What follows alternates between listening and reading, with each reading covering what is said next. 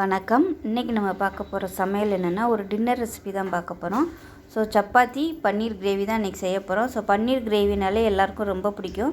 இந்த பன்னீர் கிரேவி ரொம்ப ஈஸியாகவும் ரொம்ப டேஸ்ட்டாகவும் எப்படி செய்யலாங்கிறத இந்த வீடியோவில் பார்க்க போகிறோம்.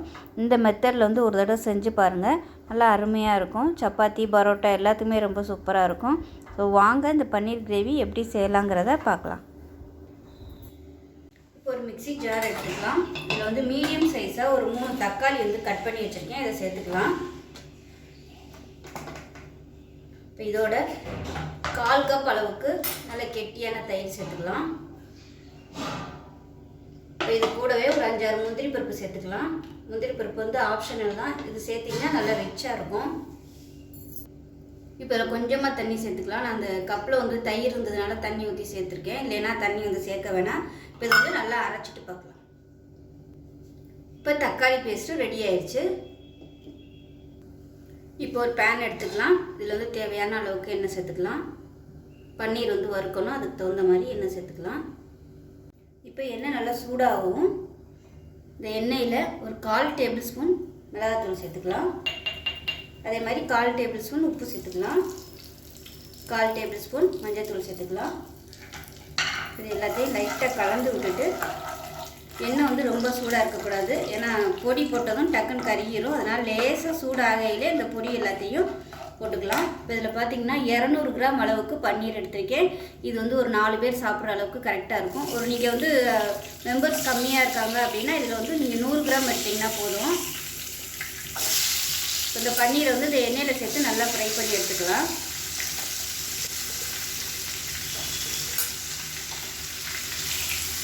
ரொம்ப போட்டு கிளறக்கூடாது, லைட்டாக திருப்பி விட்டுட்டு எடுத்துக்கலாம். ரொம்ப நேரம் எண்ணெயில் இருந்துச்சுனாலும் ரப்பர் மாதிரி ஆயிரும். அதனால் லைட்டாக அந்த கோல்டன் கலர் வரவும் எடுத்துடலாம். இப்போ பன்னீர் நல்லா ஃப்ரை ஆயிடுச்சு, இதை வந்து எடுத்துடலாம். இப்போ இது தனியாக இருக்கட்டும். இப்போ அதே பேனில் எண்ணெய் இருக்குது, அதனால் கொஞ்சமாக சீரகம் சேர்த்துக்கலாம். சின்னதாக ஒரு 2 துண்டு பட்டை சேர்த்துக்கலாம். ஒரு ஸ்டார் அனிஸ் சேர்த்துக்கலாம். ஒரு பிரியாணி இலை சேர்த்துக்கலாம். 3 கிராம்பு, ஒரு ஏலக்காய் சேர்த்துக்கலாம். இப்போ இது எல்லாமே நல்லா பொரிய ஆரம்பிச்சிருச்சு. இப்போ மீடியம் சைஸாக ஒரு 2 வெங்காயம் பொடியாக கட் பண்ணி சேர்த்துக்கலாம். இப்போ இது நல்லா சாஃப்டாக வதங்கணும். வதக்கையில் எண்ணெய் பற்றாமல் இருந்துச்சுன்னா நீங்கள் சேர்த்துக்கோங்க. நான் வந்து பன்னீர் பொரிச்ச எண்ணெயோடு தான் விட்டுருக்கேன், அதுக்கு மேலே நான் எண்ணெய் சேர்க்கலை. விருப்பம் இருந்தால் அதாவது அடி பிடிக்கிற மாதிரி இருந்துச்சுன்னா கொஞ்சமாக எண்ணெய் சேர்த்துக்கோங்க. இப்போ வெங்காயம் ஓரளவுக்கு நல்லா வதங்கிடுச்சு. இதில் 1 டேபிள் ஸ்பூன் இஞ்சி பூண்டு பேஸ்ட்டு சேர்த்து வதக்கி விட்டுக்கலாம். நல்லா பச்சை வாசனை போக வதக்கிக்கலாம். இஞ்சி பூண்டு பேஸ்ட்டு நல்லா வதங்கிடுச்சு. இப்போ நம்ம பொடியெல்லாம் சேர்த்துக்கலாம்.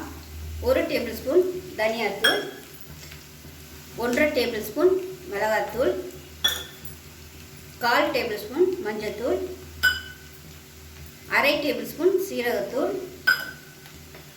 1/4 table spoon garam masala, 1/2 table spoon கடலை மாவு சேர்த்துக்கலாம். இதுதான் வந்து இந்த கிரேவிக்கு நல்ல ஒரு டேஸ்ட்டு கொடுக்கும், கண்டிப்பாக இதை சேர்த்துக்கோங்க. இப்போ இது எல்லாத்தையுமே நல்லா எண்ணெயில் வதக்கி விட்டுக்கலாம். இப்போ இந்த ஸ்டேஜில் பாருங்கள், எண்ணெய் வந்து கொஞ்சம் பத்தாத மாதிரி இருக்குது. இந்த ஸ்டேஜில் வந்து நம்ம எண்ணெய் சேர்த்துக்கலாம். இப்போ அதில் கொஞ்சமாக எண்ணெய் சேர்த்துக்கலாம். இந்த ஸ்டேஜில் வந்து எண்ணெய் பத்தாத மாதிரி இருந்துச்சுன்னா சேர்த்துக்கோங்க, இல்லைன்னா உங்களுக்கு வந்து அடி பிடிக்கும். நல்லா வதக்கி விட்டுட்டு மீடியமான ஃப்ளேம்லேயே வதக்கி விட்டுக்கோங்க. இப்போ நம்ம அரைச்சி வச்ச தக்காளி பேஸ்ட்டு சேர்த்துக்கலாம்.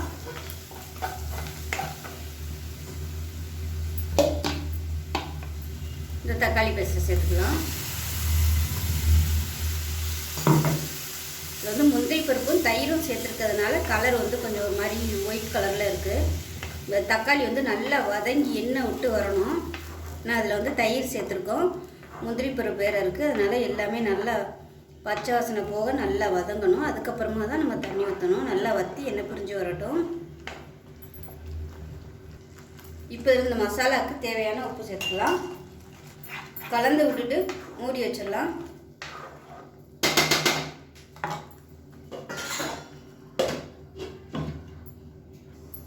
இப்போ கிரேவி எப்படி இருக்குன்னு பார்க்கலாம். பாருங்கள், நல்லா அருமையாக வந்துருச்சு. உங்களுக்கு தண்ணி சத்தெல்லாம் வற்றி எண்ணெய் பிரிய ஆரம்பிச்சிருச்சு பாருங்கள். இந்த ஸ்டேஜ் வரைக்கும் நீங்கள் நல்லா வதக்குனிங்கன்னா தான் உங்களுக்கு வந்து நல்லா டேஸ்ட் கொடுக்கும். இது எல்லாத்தையும் நல்லா கலந்துக்கோங்க. அடுப்பு வந்து நல்ல மீடியமில் வச்சுக்கோங்க, இல்லைன்னா உங்களுக்கு அடி பிடிக்கும். இங்கே பக்கத்தில் வந்து நல்ல தண்ணி வந்து சூடு பண்ணி வச்சுருக்கேன். இந்த தண்ணி வந்து இதில் சேர்த்துக்கலாம்.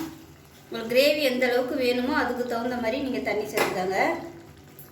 இப்போ இதில் பார்த்தீங்கன்னா மிக்சிலேயே அலசிட்டு வச்சுருக்கிறேன், சுடு தண்ணி ஊற்றி இப்போ அதையும் சேர்த்துக்கலாம்.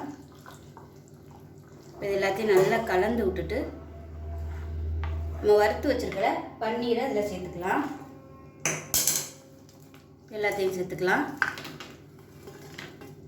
எல்லாம் கலந்து விட்டுட்டு மீடியமான ஃப்ளேமில் நல்லா அப்படியே கொதிக்கட்டும். இது வந்து ஆறுச்சுன்னா நல்லா திக்னஸ் வரும். உங்களுக்கு வந்து சப்பாத்திக்கு எந்த அளவுக்கு வேணும்னு நினைக்கிறீங்களோ அதுக்கு தகுந்த மாதிரி நீங்கள் தண்ணி சேர்த்துக்குங்க. நல்லா கொதிக்க விட்டுக்கோங்க. ஒரு வேளை ரொம்ப கெட்டியாகிடுச்சுன்னா தண்ணி வந்து கொதிக்கிற தண்ணி ஊற்றி நீங்கள் கலந்துக்கலாம், ஒன்றும் பிரச்சனை இல்லை. அப்படி ஒரு வேளை ரொம்ப கெட்டியாகிடுச்சு அப்படின்னா தண்ணி ஊற்றி நீங்கள் மிக்ஸ் பண்ணிக்கலாம். இப்போ மூடி வச்சிடலாம், நல்லா கொதிக்கட்டும். இப்போ இது கொதிக்க ஆரம்பிக்குது. இந்த ஸ்டேஜில் 1 டேபிள் ஸ்பூன் அளவுக்கு ஜீனி சேர்த்துக்கலாம். ஜீனி சேர்த்திங்கன்னா உங்களுக்கு நல்லா டேஸ்ட் வந்து நல்லா கொடுக்கும். இப்போ பார்த்தீங்கன்னா இதில் கொஞ்சமாக நெய் சேர்த்துக்கலாம். நெய் இல்லைன்னா பட்டர் சேர்த்துக்கோங்க, நல்லாயிருக்கும். மேலாப்பில் அந்த பட்டரை வந்து அதில் ஒரு 2 டேபிள் ஸ்பூன் அளவுக்கு சேர்த்துக்கோங்க. நான் வந்து நெய் சேர்க்குறேன். நல்லா கலந்து விட்டுடலாம். லைட்டாக கலந்து விட்டுட்டு மூடி வச்சிடலாம். மீடியமான ஃப்ளேமில் தான் இருக்கணும். ஏன்னா இது வந்து நம்ம முந்திரி பருப்பெல்லாம் சேர்த்துருக்கனால டக்குன்னு கெட்டியாயிரும். ஹை ஃப்ளேமில் இருந்துச்சுன்னா ரொம்ப அப்படியே அடிப்பிடிக்கிற மாதிரி இருக்கும். அதனால் மீடியம் ஃப்ளேமில் கொதிக்கட்டும். மீடியம் ஃப்ளேமில் கொதிச்சிச்சுன்னா தான் உங்களுக்கு அந்த ஒரு டேஸ்ட் வந்து நல்லா கிடைக்கும். இப்போ இது நல்லா ஒரு 2லேருந்து ஒரு 3 நிமிஷம் மீடியமான ஃப்ளேமில் கொதிக்கட்டும். எண்ணெய் தெளிஞ்சு மேலே வரட்டும், அதுக்கப்புறம் பார்க்கலாம். இப்போ பன்னீர் கிரேவி நல்லா கொதிச்சிட்டு இருக்கு பாருங்கள். நல்லா எண்ணெயெல்லாம் பிரிஞ்சு சூப்பராக வந்துச்சு பாருங்க. இந்த மாதிரி எண்ணெய் வெளியில் வந்து விட்டுச்சுனாலே மசாலா நல்லா குக் ஆயிடுச்சுன்னு அர்த்தம். நல்லா கலந்து விட்டுட்டு அமர்த்திடலாம். அவ்வளோதான், அருமையான பன்னீர் கிரேவி ரெடி ஆயிடுச்சு. சப்பாத்திக்கு சூப்பராக இருக்கும். ஆறுச்சுன்னா உங்களுக்கு நல்லா கெட்டியாக வரும். நான் ஏற்கனவே சொன்ன மாதிரி ஒரு வேளை ரொம்ப ஆறிடுச்சு, ரொம்ப கெட்டியாக இருக்குது அப்படின்னு நினச்சிங்கன்னா சுடு தண்ணி ஊற்றி நல்லா மிக்ஸ் பண்ணி விட்டுக்கோங்க தேவையான அளவுக்கு. அவ்வளோதான். இதில் உப்பு மட்டும் கம்மியாக இருக்குது, அதனால் கொஞ்சமாக உப்பு சேர்த்துக்கிறேன். இதில் விருப்பப்பட்டால் நீங்கள் கஸ்தூரி மேத்தி வேணாலும் சேர்த்துக்கலாம். காஞ்ச வெந்தயக்கீரை நான் சேர்க்கலை. அவ்வளோதான், ரெடி ஆகிடுச்சு. அமர்த்திடலாம். ஸோ நான் இப்போ பாருங்கள், சப்பாத்திக்கு வந்து மாவு தேய்ச்சி வச்சுட்டேன். இது வந்து 3 டம்ளர் கோதுமை மாவு, 1 டம்ளர் மைதா, கொஞ்சம் உப்பு, லேசாக சுடு தண்ணி போட்டு பிசைஞ்சு வச்சுருக்கேன். இப்போ வந்து நம்ம போட்டு எடுத்துடலாம். மாவு வந்து அதிகம் தேய்க்கக்கூடாது சப்பாத்திக்கு. தேய்ச்சிங்கன்னா உங்களுக்கு ரொம்ப அப்படியே கருகி போன மாதிரி இருக்கும். அதனால் கரெக்டாக பதமாக பிசைஞ்சிட்டோம்னா மாவே தேவைப்படாது. தேய்க்கையில் மட்டும் லைட்டாக எடுத்துக்கிட்டோம்னா அதுக்கப்புறம் தேய்ச்சி நல்லா இழுக்கிறதுக்கு சூப்பராக வரும். இது மேலாப்பில் எண்ணெய் தேய்ச்சிக்கலாம். இப்போ வந்து சப்பாத்திக்கு வந்து எடுத்ததுமே எண்ணெய் ஊற்றிடாதீங்க. கொஞ்சம் வெந்ததுக்கப்புறம் எண்ணெயை தேய்ச்சி விட்டுட்டு இந்த மாதிரி கரண்டியை வச்சு அழுத்தி திருப்பி விட்டிங்கன்னா உங்களுக்கு நல்லா அந்த இடம் ஃபுல்லாக நல்லா அப்படியே இது வருங்க. இந்த மாதிரி நல்லா அப்படியே கிறிஸ்பியாக சூப்பராக வரும். இப்போ பாருங்கள், அருமையாக ரெடி ஆயிடுச்சு. இப்போ பாருங்கள், சப்பாத்தியும் ரெடி ஆயிடுச்சு, பன்னீர் கிரேவியும் ரெடி ஆயிடுச்சு. ஸோ டேஸ்ட்டு பார்த்திங்கன்னா நல்லா அட்டகாசமாக இருக்கும். ஸோ இதே மாதிரியே செஞ்சு பாருங்கள். செஞ்சு பார்த்துட்டு எப்படி வந்துச்சுங்கிறத சொல்லுங்கள். வீடியோ பிடிச்சிச்சின்னா லைக் பண்ணுங்கள், கமெண்ட் பண்ணுங்கள், சேனலை சப்ஸ்கிரைப் பண்ணுங்கள், பக்கத்தில் உள்ள பெல் பட்டனையும் ப்ரெஸ் பண்ணுங்கள். நன்றி.